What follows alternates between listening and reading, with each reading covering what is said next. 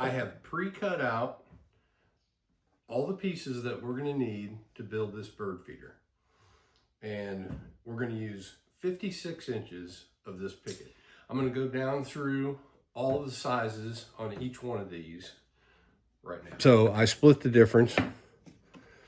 I cut this in half and I made it 10 inches long, and half in this case is 2 5/8 of an inch.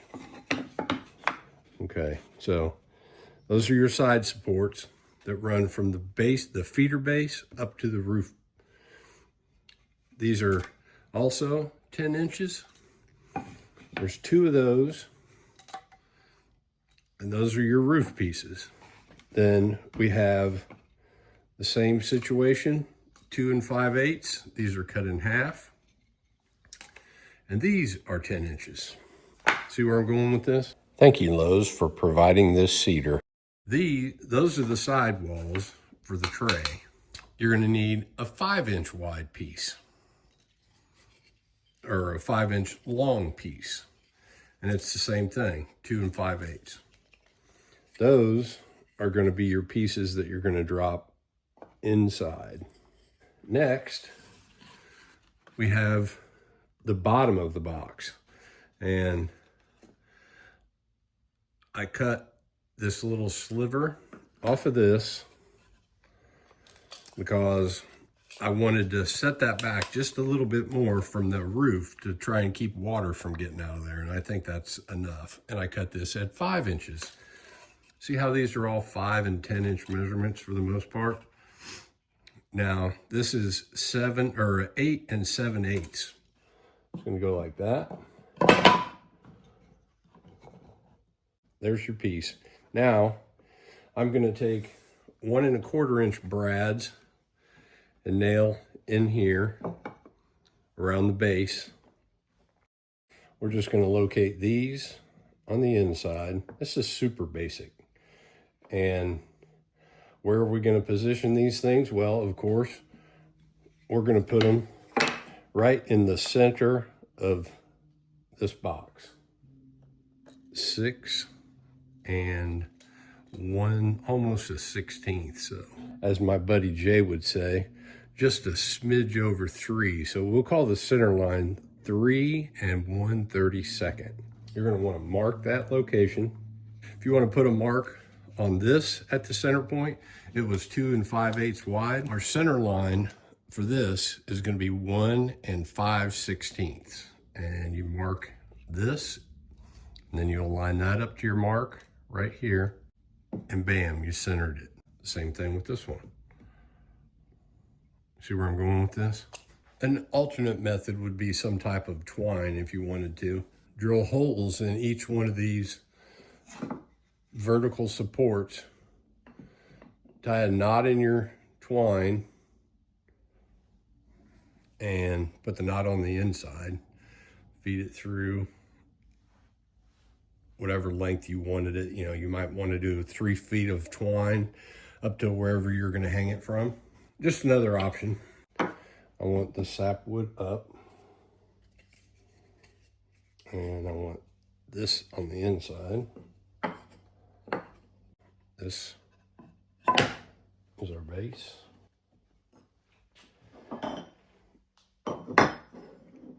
You're going to want some type of a angle or a square or something to help you out. These work pretty good.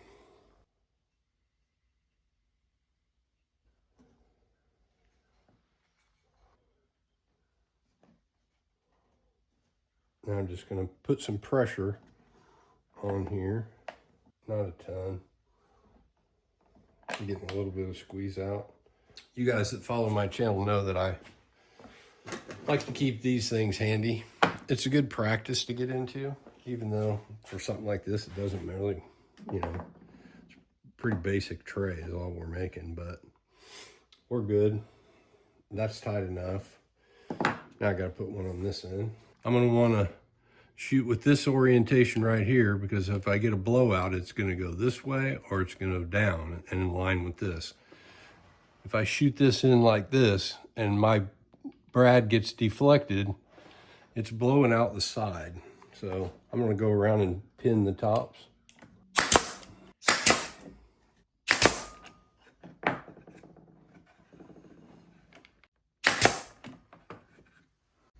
All right, now let's find our centers. And that's at 2 1/8 up. Well, I'll mark the other side later, and this is going to be 3 1/32. Right here and right there. I don't want a bunch of glue squeezing out.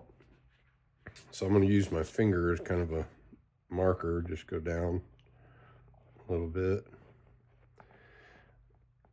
And I'm going to put some on the bottom in the corner that goes against the wall. I'm going to rub it back and forth just a little bit to keep it from squeezing out.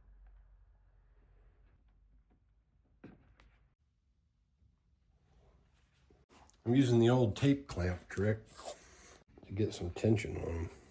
I do want to make sure I'm not opening a gap on the top though. And I'm not. Let that guy set up. I'm wondering how a piece of this jute rope might look. I have this 6-inch cutoff piece from the copper one, and I'm going to add it to this. This is 10 inches. This is 6. So that's 4 off of each end. I'm going to put this on 2 and drop this guy in.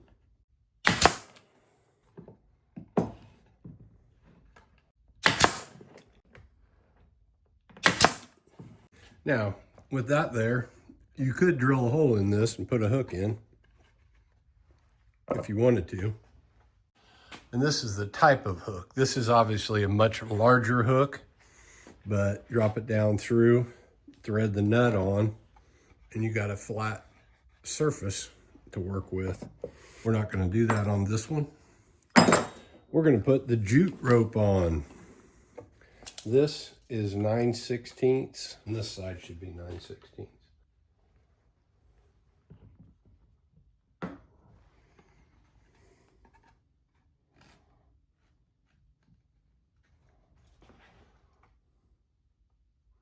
And 9/16.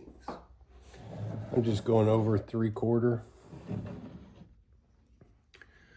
That should put me pretty close to the center. Sometimes, depending on if you can see or not, there's a little bitty hole right there. And you can look right down through that hole and see where you want to hit it when you're only talking about shooting into something really thin. Probably don't need to do that with this, but no blowouts. Let's do that to the other side. I had to adjust my gun. I'm gonna have to go back and sync those. Oh, that one's flush anyway. I think what I would do next time, since this is a prototype, I would nail this upright onto this first from the inside and then glue this in place. I don't know why I didn't think about that before.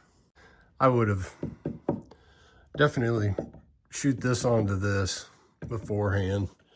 You can still mark your centers the same way. You're just going to have to locate the bottom. To simulate this arrangement, since I don't have the parts in front of me right now, here's a piece, and this represents the bottom of the bird feeder. And this upright is represented by this piece, and it's going to sit right on the edge of that base to the bird feeder. This piece is simulating this inside. And obviously you're going to want to make sure this is centered and you have a center mark on that. And then you take it like that, you clamp it, grab it, you know, whatever you wanted to do. but you would nail it from this side, glue it and nail it, and then drop that in. And you wouldn't be looking at these 4 nail brads right here.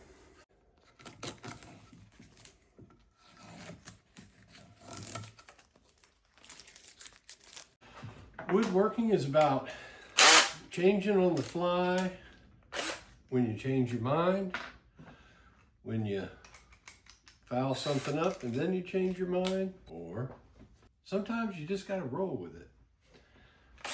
So, like I said, I have decided I'm gonna drill this hole.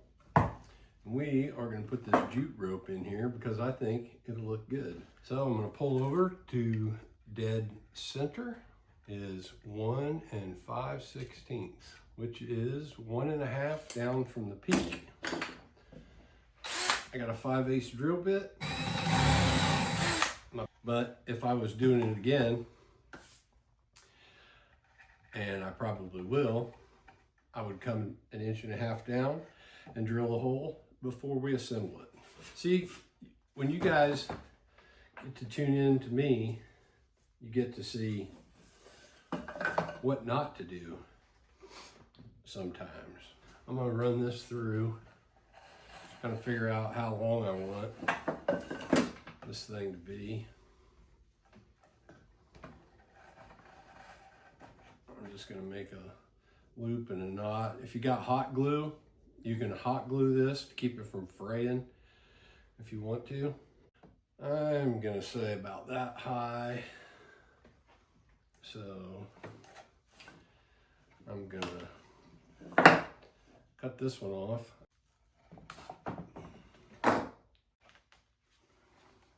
So it didn't turn out half bad. As a Lowe's partner, the link to the materials used in this video can be found in the description. The channel will receive a small commission.